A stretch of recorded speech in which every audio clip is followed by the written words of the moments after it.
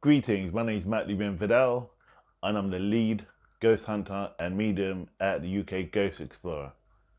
Today I'm speaking about ghost hunting equipments.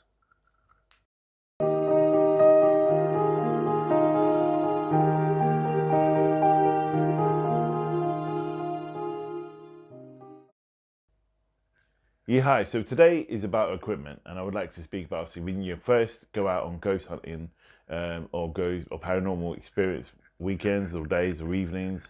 I just like to show roughly what we use and how obviously we're building with it and how our approach is with UK Ghost Explorers. So I would like to first speak about a bit of housekeeping. Could you like, share and subscribe obviously to the channel and follow us on Instagram as well, which is UK Ghost Explorers. And also you can come onto our website where there's a forum and also we can share feedbacks, pictures and so on and so forth from your events. And what I'm doing, I'm developing UK Ghost Explorers website, which is www.ukghostexplorers.com. That's www.ukghostexplorers.com. I'm developing a partnership with all ghost hunters or who wants to share the stories and also the videos. There's a forum which I've developed. So yeah, follow us on that. So that's www.ukghostexplorers.com, or also follow us on Instagram.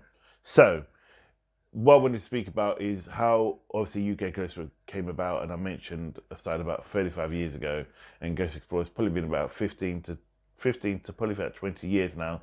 And in that time, how it really started is that I assisted friends, really, other mediums who were going on ghost hunting walks or ghost hunting tours, and then I decided to obviously do my individual thing, but how I started was mainly to write about my experiences and how I documented those over a period of a year. But about 15 months was into this book, which is called Haunted Voices, and that's on Amazon. You can get us an ebook, also you can get the book, and it speaks about different locations around London and events we've been involved in. From the Yule Tree in Raisbury to the Mermaid's Inn to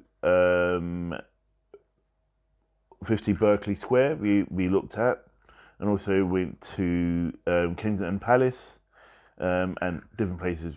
It's interesting, it's a good read.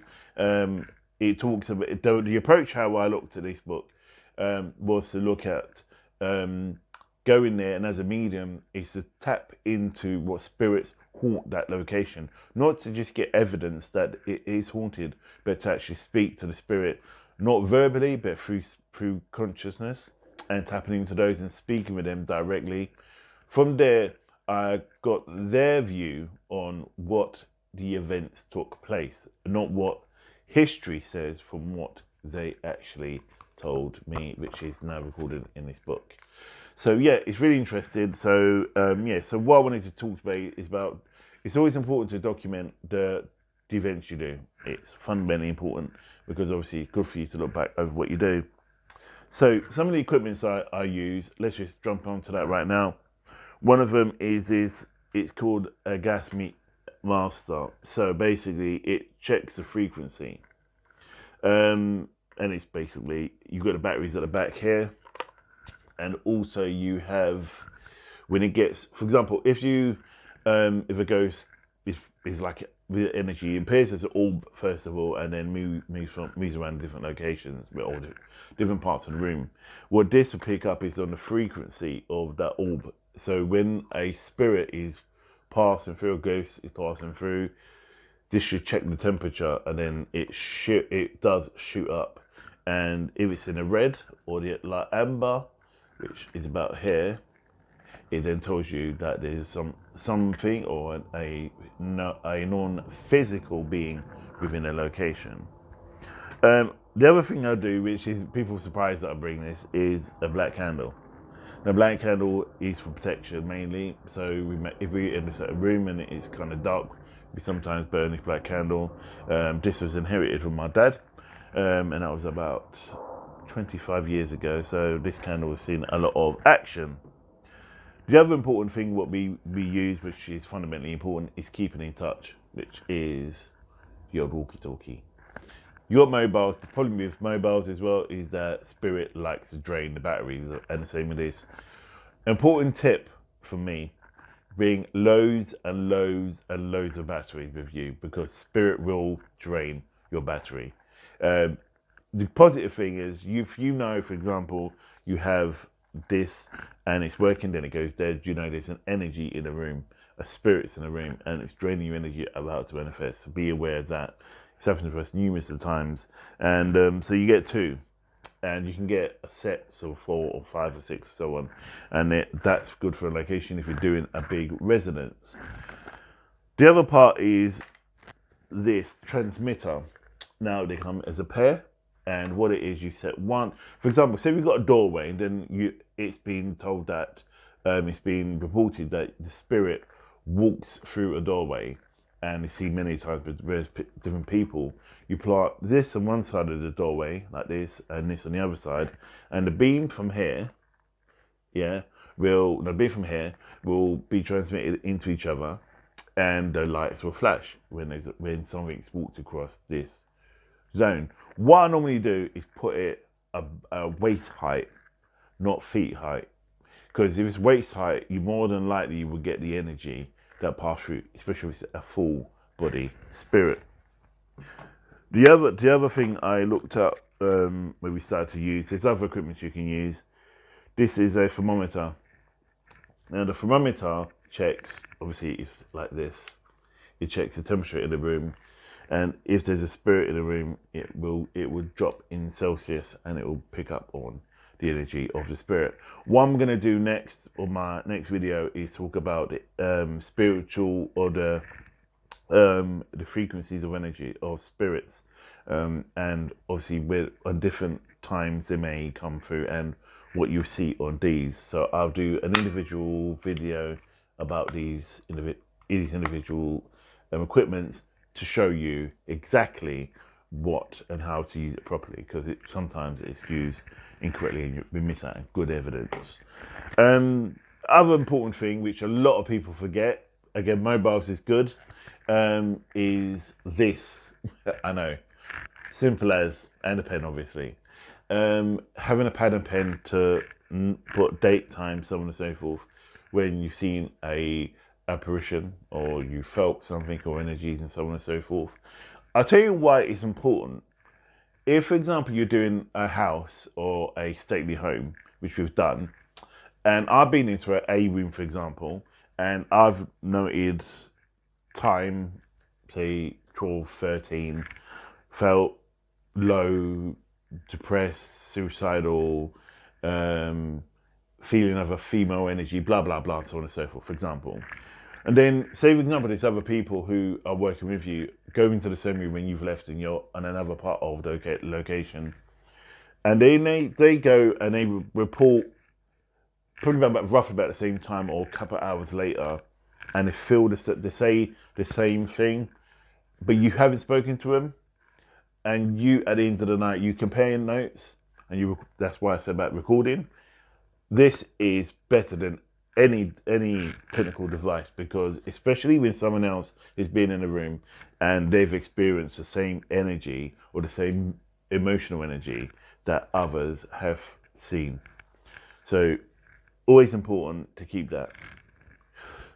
And a pen, being loads of pens. The other thing again is your mobile, which is good to bring. A video camera is the other thing, because at the moment I'm not showing the cameras that I use, because at the moment I've ordered a new camera for the new videos we're going to be doing this year when we come out of lockdown. But important is the video camera. When you go on location, it's important to have a video camera, again with batteries. If you can plug them in to the main source, that's good. The other thing is to bring a lead, an adapter lead, for example, an extension lead, so it's long enough.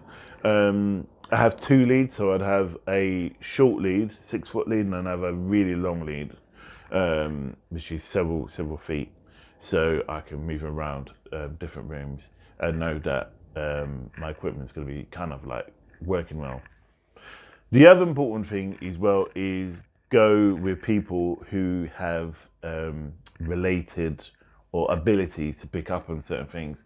For like myself, I'm a medium. So if I was to go, I would go with another medium, and I would again document what I've felt and seen and what the spirit has spoken to me or what my impressions are. And the other medium or clairvoyant will go around and do the same, and we compare notes at the end of the day. If we can follow up with video, that's really cool. But predominantly being able to tap into spirit. Other thing is asking spirit to show evidence that they're around. So basically, you can ask them to make noises and so on and so forth. Problem with that for me is that I'm a spiritual atheist. I know there couldn't be such a thing, but in the way I look at things where it's beyond reasonable doubt, and within the book, Haunted Voices, it's documents a lot where it is been more of a feeling and of a visual.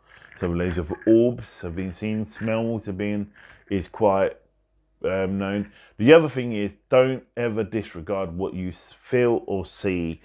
Do not disregard your senses. Not so much your eyes, more your senses, your feeling, because your feelings will never lie.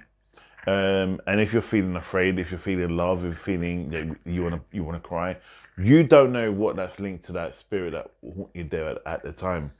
So, for example, when I did Mermaids Inn a couple of years ago, I was in a room and there was a stairwell. This is in a book. There's a stairwell that me and one of my researchers were doing, and on the stairwell we could hear like someone dragging a sack with a melon in it. So anyway, we followed the sound to the stairwell that led down to the kitchens, and in the stairwell, and this building goes back to the 11th century, and the story is that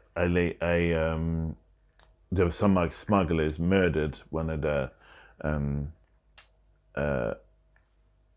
waitresses that worked there, who was dating one of the smugglers.